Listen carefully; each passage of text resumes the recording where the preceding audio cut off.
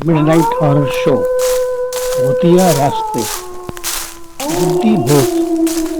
नमस्कार दोस्तों, लीजिए आ गया एक और भूतिया रास्ते का पता बताने। शुक्ला जी की शादी हुए 20 साल गुजर चुके थे, लेकिन शुक्ला जी जहाँ के तहाँ ही एक ही बनिए की दुकान में उसी की नौकरी में उलझे पड़े थे। जब भी उनसे कोई कहता, क्या शुक्ला जी बनिया की दुकान पर ही हमेशा लगे रहते हो, कोई और अच्छी नौकरी क्यों नहीं ढूंढते? भाभी जी की इच्छाओं का ख्याल तो कभी किया नहीं। कम से कम अपने बच्चों का तो ख्याल कर लो, कम से कम अच्छी शिक्षा दीक्षा तो उन्हें मिले, इतना तो कमाने की सोचो। अभी तो उम्र है, फिर क्या बुढ़ापे में सर खपाओगे? बनिया को देगा भी कहाँ से? आखिर तेल तो तिल से ही निकलता है ना। शुक्ला जी कहते हैं, यार मैं अपने मालिक के साथ गद्दारी नहीं कर सकता।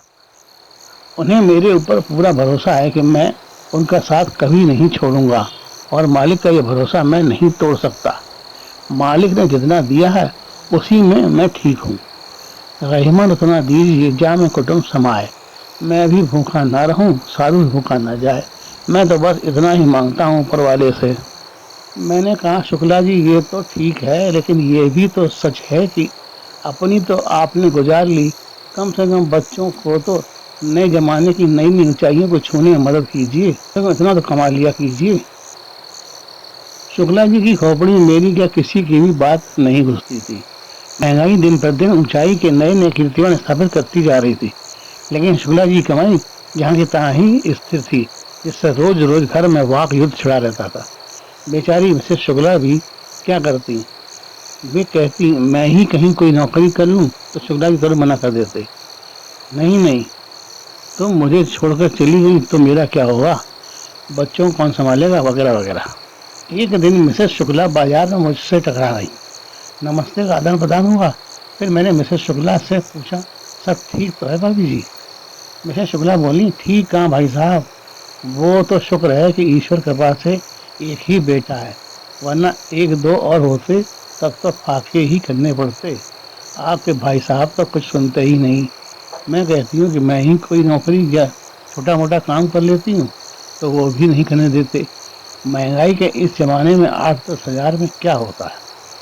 आधा पैसा तो मकान किराए में ही निकल जाता है, बाकी बचता ही क्या है? अब आप ही बताइए भाई साहब। ये कहते हैं कहीं मैं उन्हें छोड़कर न चली जाऊं, इसलिए मुझे नौकरी नहीं करने देते। अब आप ही उन्हें कुछ समझाइए, क्या अब इस उम्र में मैं उन्हें छोड़कर किसी और के साथ भागूं भी क्या? समझ नहीं आता कैसा दिमाग पाया, अजीब कुंद बुद्धि पाई है इन्होंने। मैं वहीं खड़ा खड़ा मिसेस शुक्ला की बातें सुन रहा था और सोच रहा था, ये भी एक प्रकार का भूत है, जिद्द वाला भूत, जो सब कुछ जानते समझते हुए आदमी उसमें कुछ सुधार नहीं करना चाहता। जानबूझकर अपने आप को पतन की ओर ले जाना भी एक प्रकार का भूतिया रास्ता ही है।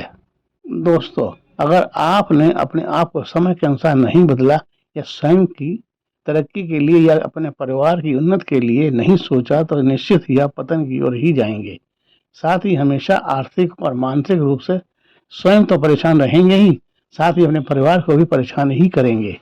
इसी के साथ कल फिर मिलेंगे एक नए भूतिया रास्ते के साथ। नमस्कार।